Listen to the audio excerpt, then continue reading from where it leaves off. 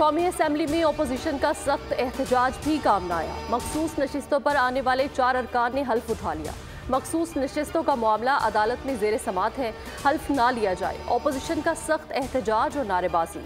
Speaker ने मखसूस नशिस्तों पर आने वाले 4 अरकान से हल्फ लिया, जिनमें जेम्स इकबाल, नीलम हयात, मलिक, नताशा दौलताना और समीना खालिद घर की शामिल थी।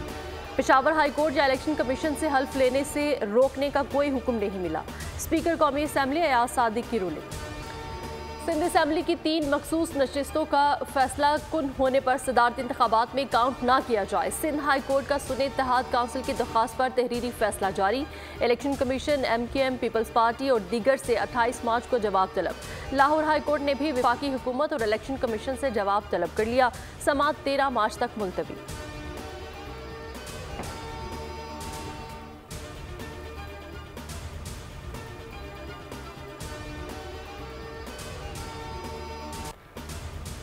मुल्क का 14वां सदर कौन इंतखाब कल होगा। सेनेट, कौमी और 4 सूबाई असम्बलियों के अरकान वोट डालेंगे।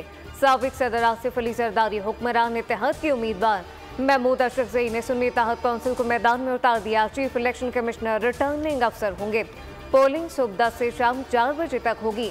वोटर पसंद के उम्मीदवार के नाम के सामने खुसूसी पेंसिल से क्रॉस लगाएगा।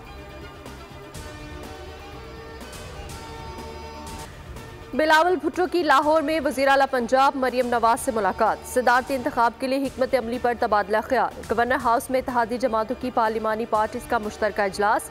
बिलावल भुट्टो की वालिद को वोट देने की अपील। कहा, अपने वालिद के बारे में इतना कह सकता हूँ कि वो आप लोगों का ऐसे ही ख्याल रखेगा जैसे मेरा ख्याल रखते हैं। मरियम नवाज की वोट देने की यकीन दहानी। कहा, आसिफ जरदारी इत्तेहादी जमातों के मुश्तरका सदारती उम्मीदवार हैं। कल हम इलेक्शन में मुखालिफ थे, यही जमहूरियत का हुस्न है।